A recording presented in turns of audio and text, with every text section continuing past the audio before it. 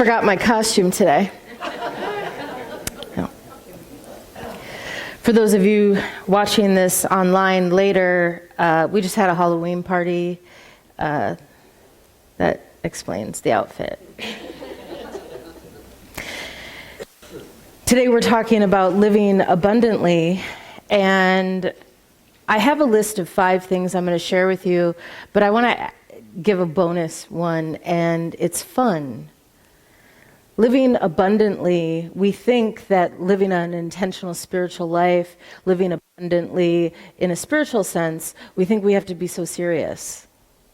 When in reality, we actually become, I think, less heavy, less serious, less weighed down by life.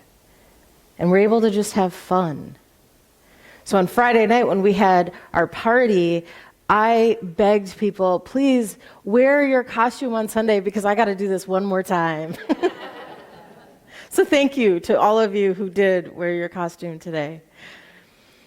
So the 5 things that I took away from this series, I want to share, kind of do a wrap up of the series with you today. And the first thing is guidance. We have to live an abundant life, we have to learn how to seek and then trust divine guidance. And so many times when we're going through a difficult time in life, or we don't know, should we go left or right? Should we make this decision or that decision? So often we think the answer is to acquire more information. I need a new car. I need to do more research. Now, I'm not saying don't be informed. But if you find yourself questioning, should I make this decision, that decision, and I've got all this information, I just need more information so I can have a better understanding, that's your cue to turn within. To turn within and ask that still small voice, that part of you that is connected to all that is, that part of you that is a direct line to divine wisdom. And we all have that. And I think it's a challenge sometimes to know, am I listening to divine wisdom or my own egotistical agenda? And if we do the other parts of what we're going to talk about here, we can start to differentiate what's divine wisdom, what's just my wounded agenda trying to get me to do something. So we'll come back to that. Gratitude is our next step. And we hear about gratitude a lot. It's almost become a cliche, yet it's become a cliche because it's a real thing. It's become a cliche because there actually is power in it. And where we fall short is we don't actually do the practice because it's become a cliche. We talk about gratitude. We talk about having a grateful life, gratefulness practice, but we don't actually do it. So if you took the class that we did, you got a journal, a gratitude journal, to write down every single day some things that you're grateful for. And I do have permission to share this story. One of the students was, doing their homework. Thank you for doing your homework, students. They were doing their homework, And they realized that at first it was really easy, and they had given themselves the assignment not to repeat the same list over every day. So after a few days, it got harder. Oh my gosh, am I really only grateful for these, 15 things in my life, and that's all I got? Well, then they started expanding how they looked at gratitude. And then it got easier and easier and easier, and the list got longer and longer and longer. I think that's exciting. That's how you take a gratitude practice and actually practice.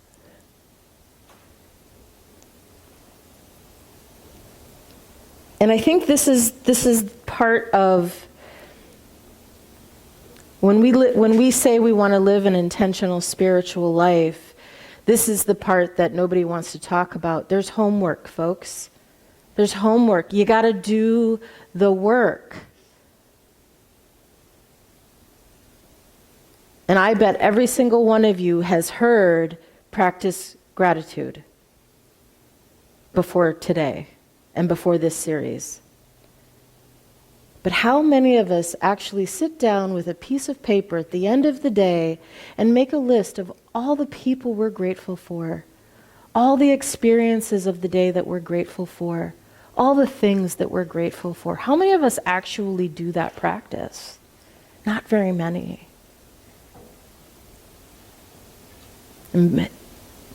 Recognizing and acknowledging and writing down those things that we're grateful for helps us live an abundant life because it opens our perspective.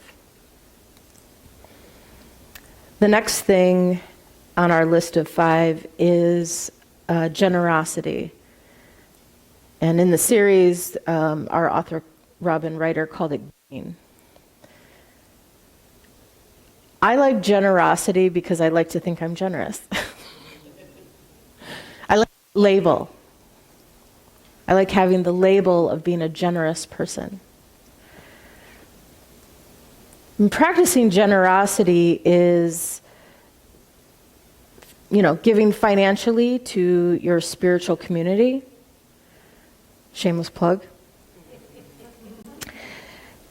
It is giving your time, and all of this can go to your spiritual community too, but think about the time when your friend needs you and you set down what you're doing and you show up for your friend. That's generosity. That's giving of yourself to your friend. How many of you have ever been a mentor? Ooh, a lot of hands. That's giving. That's you practicing generosity. Sharing your experience, your wisdom with someone else.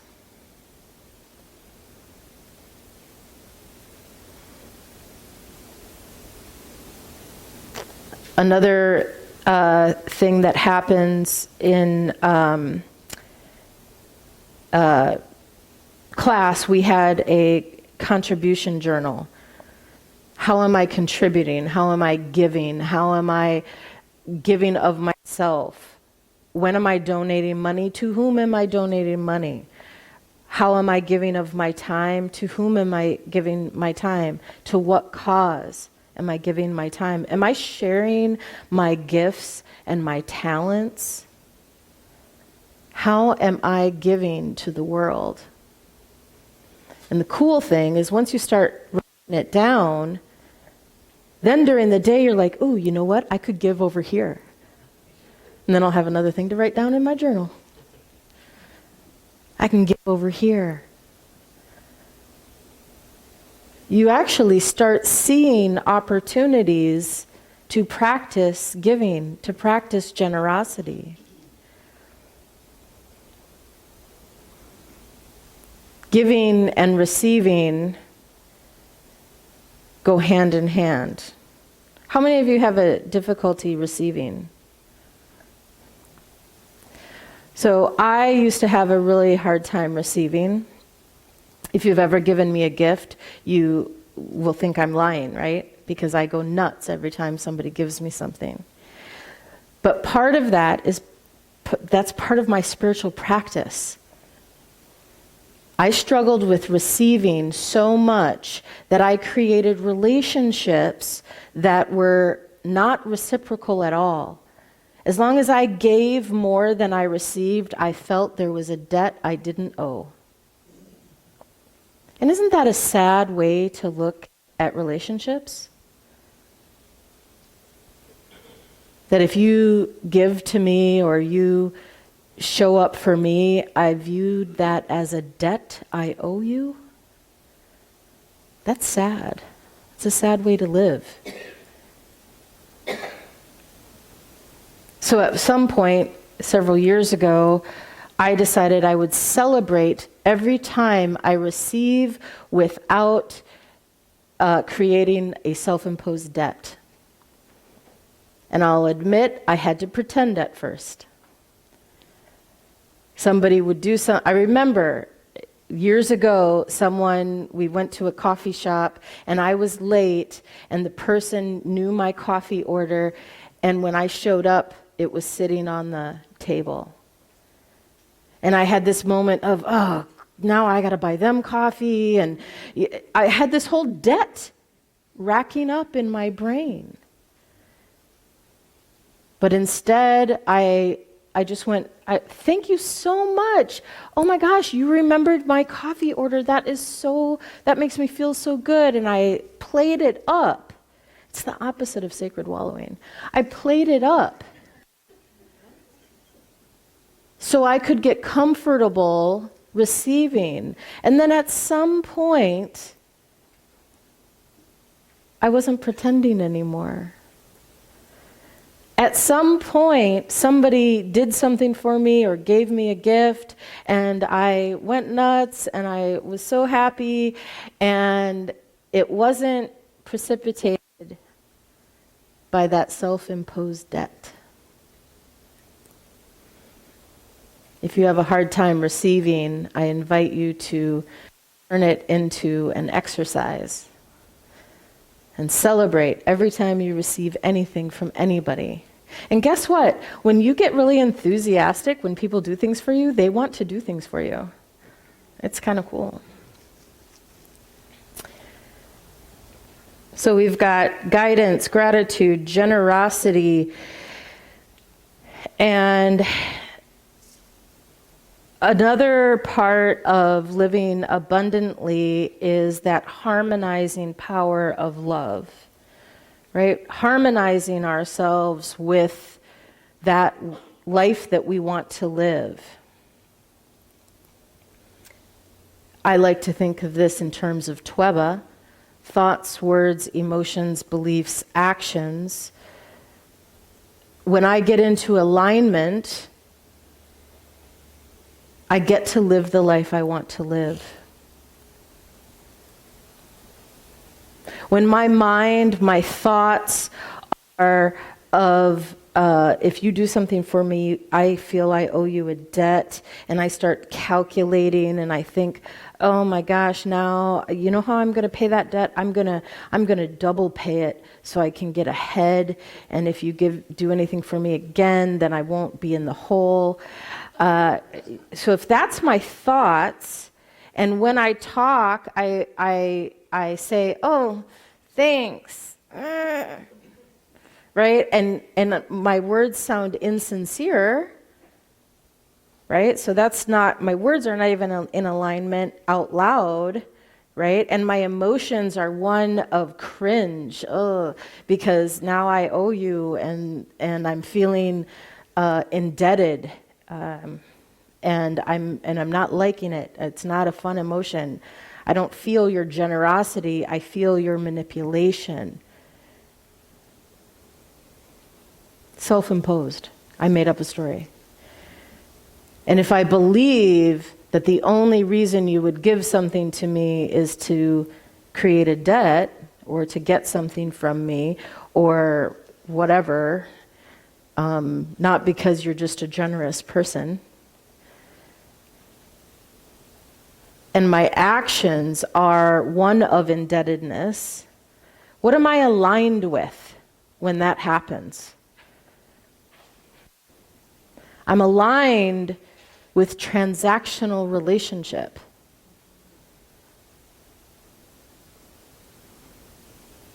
And that's not what I want to harmonize with, not what I want to create. I don't want to self-create that. So I have to shift what I'm aligned with. When I'm having the life experience that I don't want to have, I have to align with something else. And think of your alignment as a vibration, as an energy, as a feel, as a signal. Literally emanating a signal to the world. Even if people don't understand, they're picking up a signal, they're picking it up. We've all felt when someone's not sincere, it's because their words are not in alignment with their real intention. We've all felt that. So in alignment with the life you want to live, and you'll live abundantly. The last point for living an abundant life is forgiveness. And if there's no other reason to practice forgiveness, it is to take the blinders off.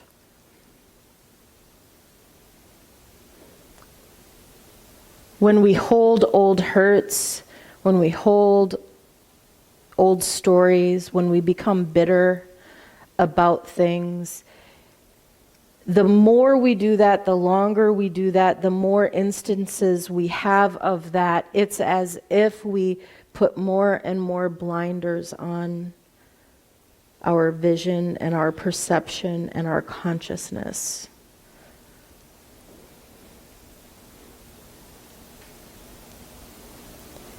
And when we have blinders on, we cannot see abundance around us. We cannot see the infinite options and possibilities that are all around us. Next week, you're going to hear from Jeff, his version. It's so exciting for me because I talk about this all the time, how Tweba came to be. It was his illness that happened and, plucked Tweba out of the air. You're going to hear from his perspective of how he aligned himself and how he took his blinders off. And there wasn't direct forgiveness work, but it was work that had to let go of. Imagine you get a diagnosis that is terminal incurable. You're going to have some not so great feelings about that, right? And he had to work through that and let that go. And that is forgiveness work, even if we don't really call it forgiveness work. It's forgiveness work when we're feeling some kind of way about a life circumstance or what somebody said or what somebody did or something that happened to us or an experience we had. When we feel some kind of way and we carry it with us over time. Forgiveness work is letting go of the story that we've created about that experience.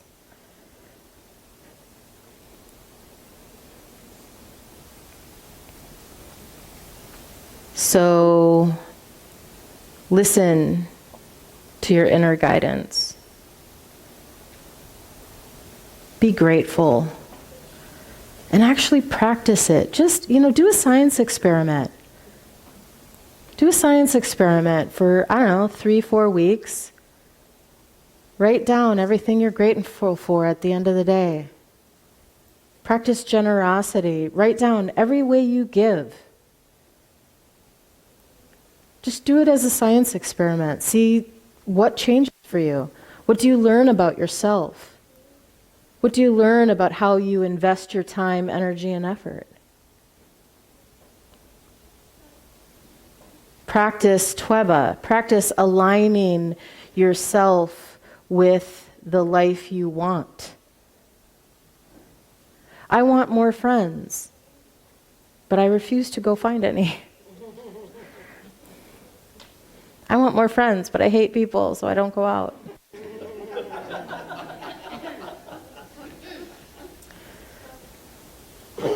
And lastly, do your forgiveness work. All of us have stories about ourselves that we hang on to. And many of those stories create limitations. Oh, I'm the one who, fill in the blank. I'm the only one who, I'm always the one who, and I'm bitter about it. Can we spin a story about ourselves and we feel good about that story? And that story opens up possibilities for us rather than closes down possibilities for us. I like to align I'm not wearing the costume today, but I like to align myself with Wonder Woman, truth and love. And I spin that story about myself. I'm Wonder Woman incarnate, if you don't know. I am. I am all about truth and I am all about love. Sometimes I fall short, and that's okay because I forgive myself. But that's a story that I tell about myself and I align myself with that actually opens up possibilities for me rather than puts up walls around me. One of my favorite ways to practice generosity, because I told you I love presents, love gifts, and I just had a birthday, and on my birthday I like to give gifts. Okay, I like to receive them too, but I love to give gifts, and I have a gift for everybody here today. If you're joining us online, if you send an email and it's time-stamped within the next 12 hours, we have admin@unitybythebay.org, and just tell them you want a birthday present. Make sure you give us your mailing address, and it went out to you too. Handmade gifts, handmade by me. So if I have glue on my fingers now, you know why. So I'd like to, we'll do a meditation, and at the end of the meditation, whenever you feel so moved, you can come on up and, can you guys move the table out here? At the end of the meditation, whenever you feel you're ready, you're like, I'm done meditating, give me a present. You can come up and get a present. And if you don't want it, I promise I take no offense. You don't have to take what I'm given, okay? All right. Let's do a quick meditation.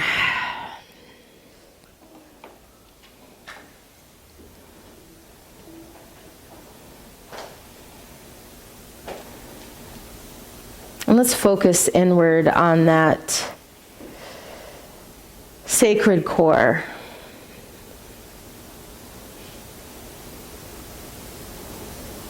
Imagine, sense, and feel that place within you that is connected to all that is.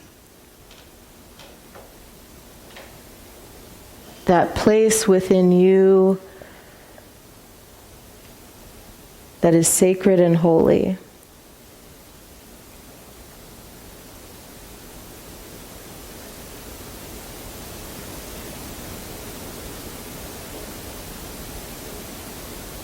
Acknowledge that this place in you is connected to all that is.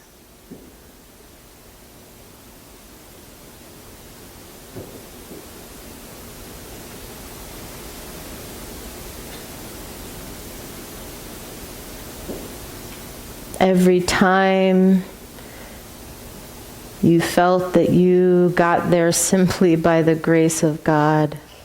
Every time a synchronicity happened that just seemed like magic.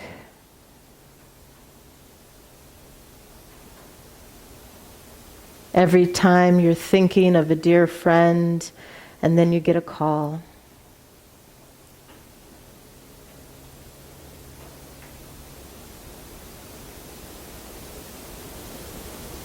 Every time you're just in the right place at the right time.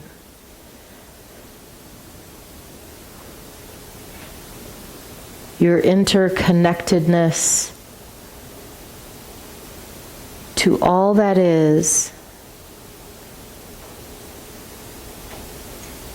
can be your guidance system.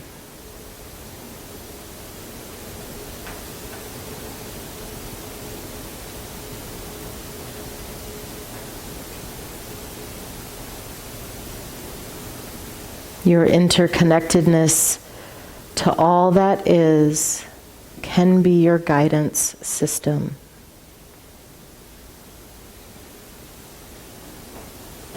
Let's open our hearts and open our minds to this internal guidance.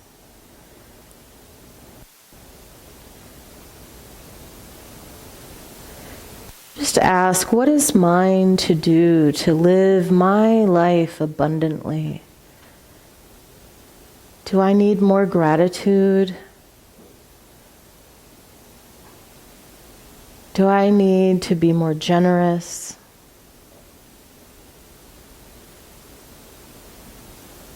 Do I need to do forgiveness work?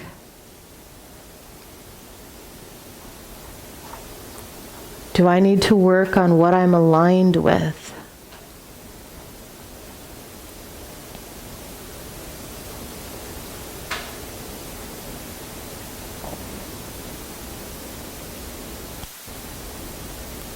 Let's just hold that question for a few moments in silence.